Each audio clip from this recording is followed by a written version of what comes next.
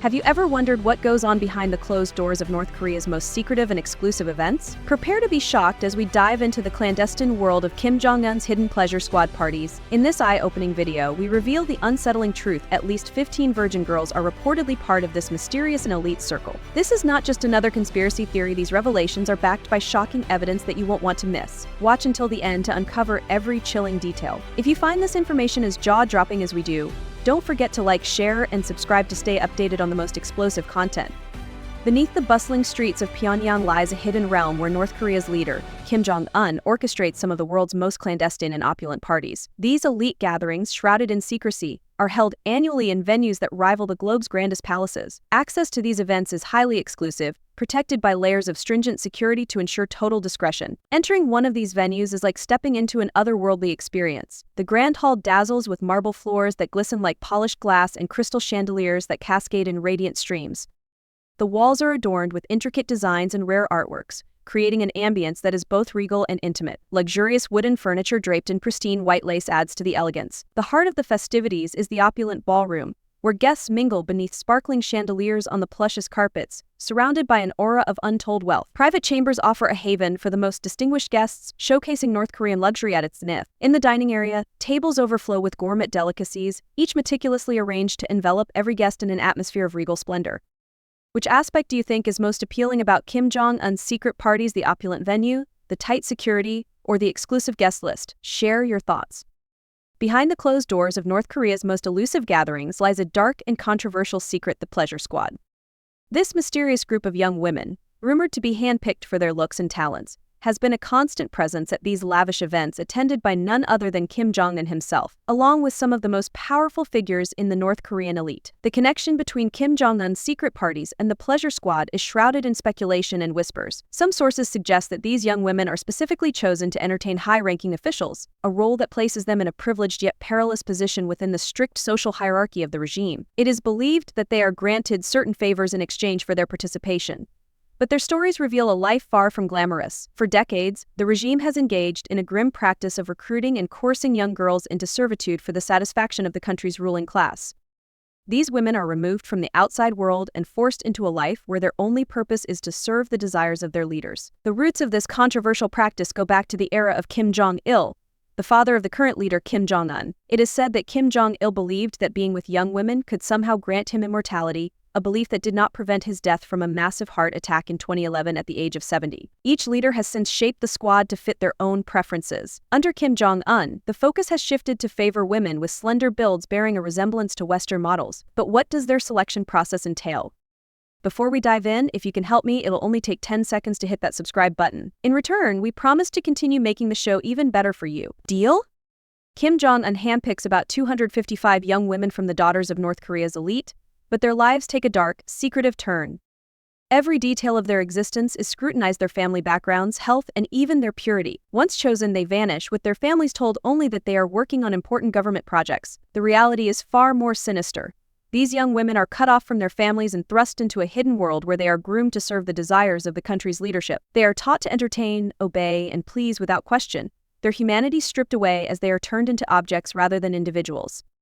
Well known as the pleasure squad, they endure rigorous training. Some are sent as far as Hong Kong to learn sensual massage. Others are trained in singing and dancing to perform for the elite. Physical standards are strict. Only those under 53 kilograms with flawless skin and delicate voices are selected. Above all, they must remain pure, a twisted requirement to increase their allure. This secret organization operates in the shadows, its existence known only through the brave testimonies of defectors who risk everything to escape to China or South Korea. These courageous voices reveal the grim truth behind Kim Jong Un's notorious parties. Once chosen and trained, young women in North Korea's pleasure squad are thrust into a world of unimaginable exploitation, forced to serve the desires of the nation's most powerful men. Divided into 3 groups, each woman plays a specific degrading role at the secretive gatherings of the elite. The first group provides intimate services, stripped of their autonomy and dignity, their bodies used as objects to satisfy the leadership's demands.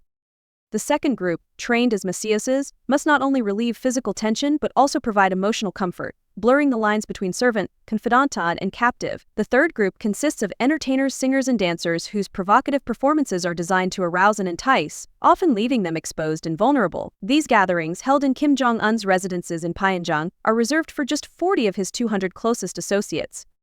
The nights stretch on, marked by excess and fueled by endless alcohol, lavish food, and acts of depravity. Sinister games are played, where the loser must strip regardless of gender. One particularly disturbing game involves shaving parts of the body while intoxicated, amplifying the atmosphere of control and humiliation. These secretive events reveal the depths of cruelty within North Korea's upper ranks. For the women of the pleasure squad, life is a never-ending nightmare of exploitation and abuse, their bodies and minds forever scarred by the torment they endure.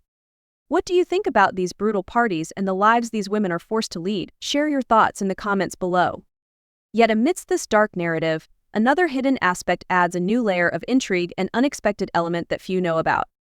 At Kim Jong Un's secret parties, a hidden casino whispers of a world few ever see. Tucked away in a quiet corner, it offers a rare taste of forbidden thrills in a country where gambling is a crime. Here, the air crackles with tension, cards are shuffled, chips clink, and the hushed voices of high-stakes gamblers fill the room with electrifying suspense found nowhere else in North Korea. What makes this casino extraordinary is its defiance of the country's strict rules. In a land where gambling is shunned, this secret enclave offers a playground for the elite, far from prying eyes. There are only 2 official casinos in North Korea, and Kim Jong Un's own operation in Pyongyang is the most notorious.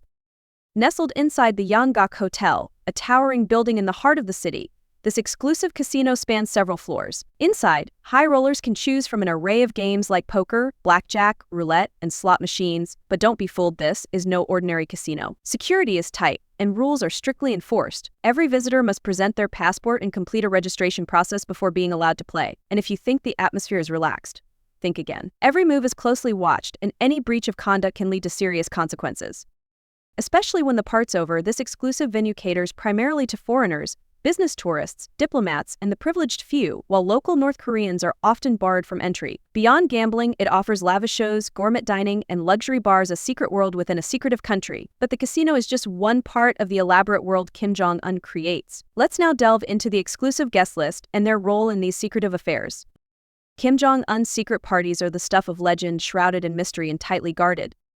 Only a privileged few North Korea's top officials, military leaders, and key figures in the Workers' Party are invited. These are the individuals shaping North Korea's political destiny. There are whispers of foreign dignitaries and even celebrities being present at these secretive gatherings. However, concrete proof of their attendance remains elusive, adding another layer to the enigma. The fascination surrounding these events has captured the world's curiosity, yet entry to these exclusive parties is almost impossible. The North Korean regime goes to great lengths to keep every detail under wraps, maintaining an air of secrecy that is nearly impenetrable. Guards stand watch day and night, ensuring that no unauthorized person ever gets close and that no secrets ever slip out. Before stepping into these clandestine gatherings, guests must pledge their absolute silence. Breaking this vow could have dire consequences, and this is not an oath to take lightly. Information about these events is strictly classified and carefully kept out of public view, and only a few selected individuals from Kim Jong Un's inner circle have any real insight into what happens behind closed doors.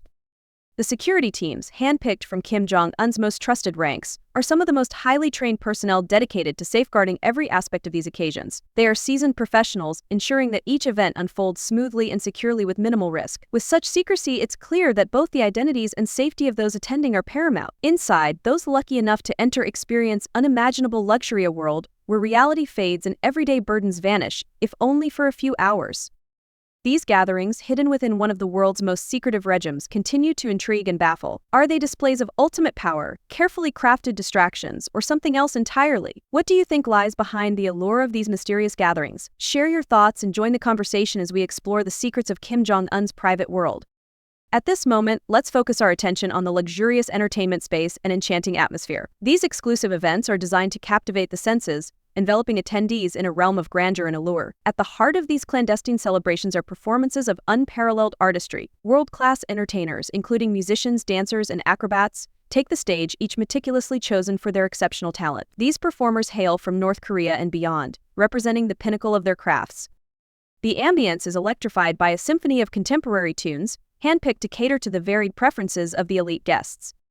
These melodies fill the air, immersing the audience in an experience that feels almost otherworldly. Dancers, with their fluid movements and intricate choreography, provide a visual feast. Their performances are a fusion of traditional Korean dance and modern interpretations, executed with such precision and grace that the audience is left spellbound by the sheer beauty and elegance of their every move. At the heart of an unexpected intersection stands the Marambong Band, a group handpicked by Kim Jong Un in the summer of 2012. Named after Pyongyang's historic Marambong district, the band's name is steeped in history, echoing the site where Kim Il-sung delivered a passionate speech upon returning from the Soviet Union. From their very first performance, the Moranbong Band stunned audiences by defying the norms of North Korean performances. These young women stepped on stage in off-shoulder evening gowns and high heels, performing Disney covers with Mickey Mouse and sting Winnie the Pooh in the background. Sometimes they appeared in short dresses, drawing comparisons to South Korean girl groups. Other times, they wore military uniforms, embodying a striking mix of grace and strength. But the Moranbong Band is more than just a spectacle. These women are accomplished musicians, playing everything from synthesizers to guitars. Their repertoire extends beyond patriotic songs, featuring international classics like Frank Sinatra's My Way and the theme from Rocky. Influenced by the pop and rock sounds of the 1980s, today the band comprises nearly 20 members, some of whom hold high-ranking military positions. They perform songs like Let's Learn Our Dear Leader and Endure Prosper Era of the Workers' Party at state events and exclusive secretive parties for Kim Jong Un. The Moranbong Band is a unique blend of glamour and authority, merging pop culture with propaganda. What do you think of this unconventional musical group? Share your thoughts below. In these secret gatherings hosted by Kim Jong Un, the atmosphere is nothing short of extraordinary.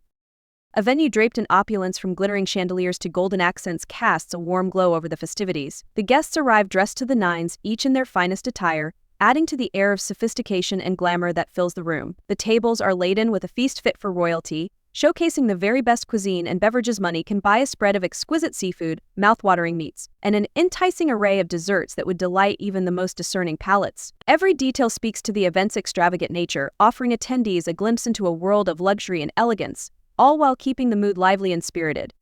This is not just a party, it's a performance of power and prestige, where every element from the decor to the delicacies is carefully curated to impress and captivate, giving a rare insight into the secretive world of North Korea's elite. Yet the ultimate question remains: how do these exclusive events influence global politics and the fate of nations? These secretive parties, hosted by Kim Jong Un in the heart of North Korea, are far more than mere celebrations. They are the hidden nerve centers of political power. In these exclusive events, top leaders of the Workers' Party of Korea engage in pivotal discussions that shape the nation's future and reverberate across the world. Behind closed doors, leaders negotiate fragile alliances and make decisions that shape North Korea's domestic and foreign policies, affecting millions. Picture discussions on military moves, economic shifts, and global relations, all unfolding against a backdrop of luxury and opulence. For those few invited, these are not just memorable nights, they are moments to seize influence. But the stakes are high, and invitation signals diplomacy. A step toward alliance, a missing face can speak volumes, hinting at defiance or distancing from the regime. The secrecy only deepens the speculation, fueling rumors that threaten already delicate international ties. Details remain elusive, locked away behind an impenetrable curtain. For now, we are left to wonder, are these gatherings mere displays of wealth, or do they truly shape the destiny of a nation? What do you think? Have you ever wondered how a man condemned worldwide for brutal actions still clings to power and enjoys a life of luxury? The secret lies in the murky depths of North Korean politics, where Kim Jong Un has perfected the ruthless game of power. From a young age, he knew his influence and wielded it without hesitation. When his father, Kim Jong-il, died in December 2011, few imagined the young man with a boyish face and round cheeks would soon tighten his grip on his people and adversaries alike. Born on January 8, 1982, in Pyongyang, Kim Jong Un was destined for dominance as the grandson of North Korea's founder, Kim Il-sung. His path was set from birth: a life of wealth, privilege, and unquestioned authority. Raised to lead, he was sent under an alias to Switzerland, where he experienced life far from the closed-off reality of North Korea. From 1993 to 1998, he lived like an ordinary teenager, described as shy but sociable, with a love for basketball, always shadowed by his bodyguard. These years gave him a unique view of the world, which he later used to shape his image as a global-minded leader. Upon returning to North Korea, Kim Jong Un continued his education in physics and military studies at Kim Il-sung University. When his father passed, he was immediately hailed as the great successor, a title that equated him with his ancestors. The state-run media lauded him as a great person born of heaven, marking the start of his reign. Upon assuming power, Kim Jong Un crafted an image of approachability, with his likeness prominently displayed across billboards and public buildings. Despite this facade, his regime's extravagant spending on luxury items starkly contrasts with the dire poverty faced by North Koreans. Recent reports from the UK's Mirror reveal that Kim Jong Un allocated approximately $122,000 on provocative women's lingerie within a year, despite widespread hardship. In 2022, trade records show the regime splurged around $2,675,000 on high-end spirits and liqueurs, primarily imported from China. Additionally, North Korea spent about $12,600,000 on tobacco products, including cigars and cigarettes. This expenditure highlights a troubling disparity between the elite's lavish lifestyle and the extreme poverty of ordinary citizens, who struggle on daily wages as low as $4.40. Despite international sanctions, trade data illustrates the regime's reliance on luxury imports while basic necessities remain scarce. This disparity raises a critical question about the ultimate purpose of these secret gatherings and the true cost of luxury in a nation under duress. From Seoul to Pyongyang, the divergent leadership of South Korea's president and Kim Jong Un. The South Korean president and Kim Jong Un represent two starkly contrasting leadership models in East Asia, reflecting deep divisions in political systems and management styles. While the South Korean president leads a democratic republic where power is elected through free and fair elections, Kim Jong Un heads a dictatorial monarchy, concentrating power entirely within one family and ruling party. The South Korean president's leadership style focuses on implementing policies based on public consensus and feedback, allowing decisions to be openly discussed and monitored. In contrast, Kim Jong Un rules with centralized power and secrecy, making decisions with little transparency. Regarding freedoms and human rights, South Korea upholds an advanced legal system with protected basic rights. Though challenges remain, on the other hand, North Korea under Kim Jong Un experiences strict control and severe human rights violations, with press freedom and personal rights heavily restricted. Economically, South Korea thrives with a free market economy and social welfare policies, while North Korea faces a tightly controlled economy and uneven resource distribution, where political power often overshadows social welfare concerns. Finally, the international relations of the two leaders are also markedly different. South Korea maintains broad and cooperative relationships with Western countries and international organizations, while North Korea pursues an isolationist policy with limited international relations, primarily focusing on countries like China and Russia. These differences not only reflect varying political systems but also profoundly impact the lives and opportunities of citizens in both nations. As we uncover the hidden layers of Kim Jong Un's secret pleasure squad parties, it becomes evident that these clandestine events are not only shrouded in luxury but also in deep secrecy. The shocking revelation of at least 15 virgin girls being part of these exclusive gatherings opens a window into a world of opulence and control that few are privy to. Such revelations challenge our perceptions and highlight the extremes to which this regime goes to maintain its secrecy and authority. The grandeur of these events, juxtaposed with the underlying exploitation, paints a complex and unsettling picture of life under Kim Jong Un's rule. If this expose has captivated your interest and left you eager for more insights into the hidden realities of North Korea, don't forget to like, share, and subscribe. Your support helps us continue to bring you the most compelling and revealing content. Stay tuned for more updates and exclusive stories that delve into the world's most secretive regimes.